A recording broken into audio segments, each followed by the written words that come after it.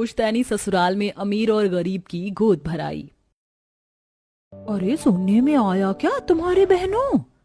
क्या सुनने में आया? इतने सस्पेंस में बात क्यों कर रही हो? बताती हूँ। मैं ये बोल रही थी कि आस्था जी के दोनों बेटों की शादी। लो कर लो बात। सारे गांव ने इस पुश्तैनी परिवार की शादी देखी और तुम हमें ये पुरानी खबर दे रही हो। और सुन तो लो बहना, तुम तो बस अपनी अपनी करने में लगी हो। मैं ये बोल रही थी कि आस्था जी के दोनों बेटों की शादी तो हो गई, लेकिन सुनने में आया कि जो बड़ी बहू है ना, पास वाले गांव के राजा की बेटी, आस्था जी को बस वो पसंद है। सुना है छोटी बहू उनके पति त्रिदेव जी की पसंद की है और आस्था जी उससे काफी भेदभाव भी रखती हैं। है भेदभाव? अरे आस्था जी अपनी झूठी शान तो सबके सामने ऐसे दिखाती हैं जैसे कि ये अच्छाई और सच्चाई की मूरत हो, और पैसे को लेकर भेदभाव है इनमें। कितनी गलत बात है। वही तो सुना है पहली रसोई में छोटी बहू को गरीब होने की वजह से शगुन कम दिया गया था। भगवान जाने क्या सच है। अब तो आस्था जी का असली चेहरा और दोनों बहुओं के साथ का बर्ताव जब सामने आएगा, जब इनकी गोद भराई होगी। मोहल्ले की औरतें ऐसे ही आपस में बातें बना रही थीं।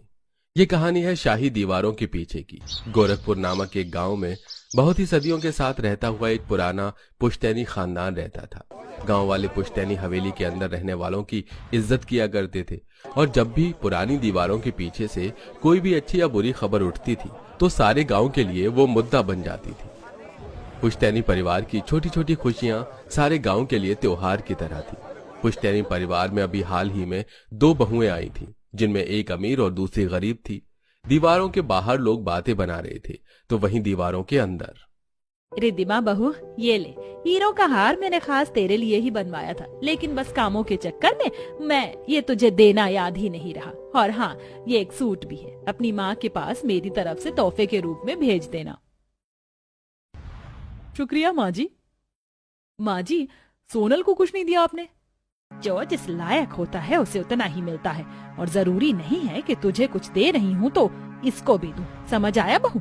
तूने तो मुझे बहुत कुछ दिया, लेकिन इसने क्या दिया? आस्था ऐसे ही बोलते हुए चली गई। सोनल की आंखों में आंसू आ गए कि फिर रिद्धिमा ने उसे समझाया। उदास मत हो, तुम तो जानती होगी कि किसी के दिल में जगह बनाने से नहीं बनती, जब कोई हमें खुद जगह देता है तब बनती है। इसलिए दुखी मत हो। पता है किताबें कहती हैं कि अच्छाई एक ना एक दिन जीत ही जाती है। तुम बस अपनी तरफ से कोई कमी ना रखना, देखना माँ जी तुम्हें भी अपना ही लेंगी। रिद्धिमा की बात से सोनल को हिम्मत मिली। सोनल ने फिर सबके लिए शाम को अच्छा अच्छा खाना बनाया, लेकिन अपनी सास का दिल वो इतनी जल्दी नहीं जीत पा रही थी।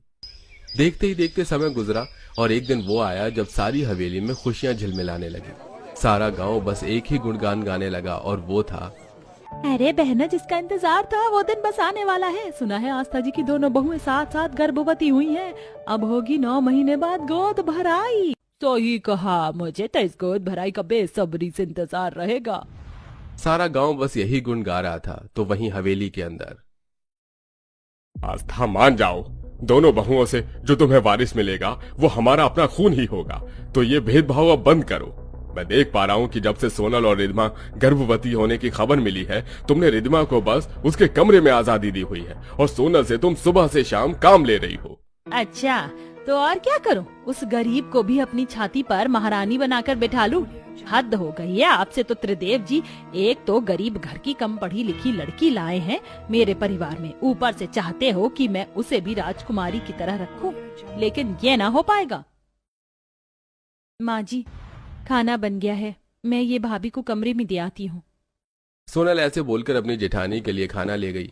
हालांकि वो खुद भी गर्भवती थी, लेकिन उसे इस तरह ट्रीट नहीं किया जा रहा था, जो देखकर त्रिदेव को काफी बुरा लगा। ऐसी समय गुजर रहा था। दोनों बहुओं का 5वां महीना लग चुका था, और ऐसे में आज के दिन। पंडित जी, जरूरी नहीं कि 9वें महीने में ही गोद भराई की रस्म हो। मेरी बहुओं की जल्द ही गोद भराई कराना चाहती हूँ मैं, तो आप मुझे शुभ मुहूर्त बता दें। कल सुबह 10 बजे से शाम 5 बजे तक का मुहूर्त कोई भी काम करने के लिए बहुत ही शुभ है। मेरी माने तो कल ही बहुओं की गोद भराई कर दीजिए आस्था जी। आस्था ने यह फैसला अचानक में लिया। उसने दोनों बहुओं की गोद भराई अगले ही दिन की तय कर दी। जैसे ये खबर हवेली के बाहर गई तो आस्था की तरह सभी गोद भराई में जाने को किसी त्योहार की तरह तैयारी करने लगे। वहीं सोनल, अरे नहीं, मेरे माँ बाबा को तो अंदाजा भी नहीं होगा कि मेरी गोद भराई तय हो चुकी है। अब मैं क्या करूं? वो लोग इस खबर को सुनकर परेशान हो जाएंगे। पता नहीं बाबा कहीं मुझे सामान देने को कर्ज ना ले ले। सोनल को अपने परिवार की चिंता होने लगी। वहीं राजा की बेटी रिद्धिमा बस खुशियों में मगन थी। हवेली के आंगन को फूलों और पर्दों से एकदम बढ़िया तरीके से सजाया गया था और सभी तरफ बस तैयारियां होने लगी।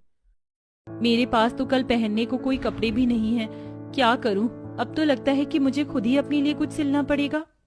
सोनल ने ऐसे बोलकर एक साड़ी निकाली और खुद से ही वो अपनी गोद भराई की ड्रेस बनाने लगी। वहीं आस्था ने रिद्धिमा को महंगा ड्रेस दिलवाया और उसके लिए बहुत तैयारियां भी की।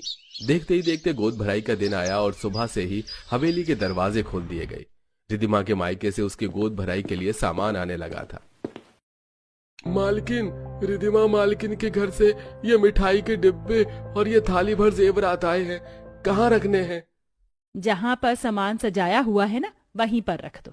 मुझे पता था कि मेरी बहू के घर से ऐसे ही सामान आएगा। सारा आंगन भर गया है मेरा, और दूसरी तरफ इस बेहया के घर वाले अभी तक एक लुकमा नहीं भेजा।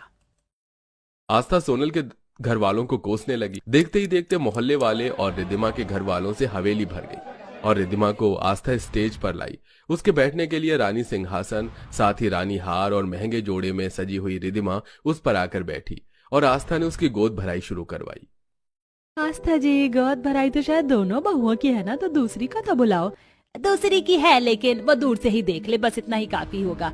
ये सारी तैयारी और सब कुछ मैंने मेरी बहू के लिए किया है ना कि उस गरीब के लिए। अब आप सभी ज्यादा दिमाग मत चलाइए और आकर मेरी बहू की गोद भराई करवाइए। आस्था की बात को सुनकर सभी लोगों ने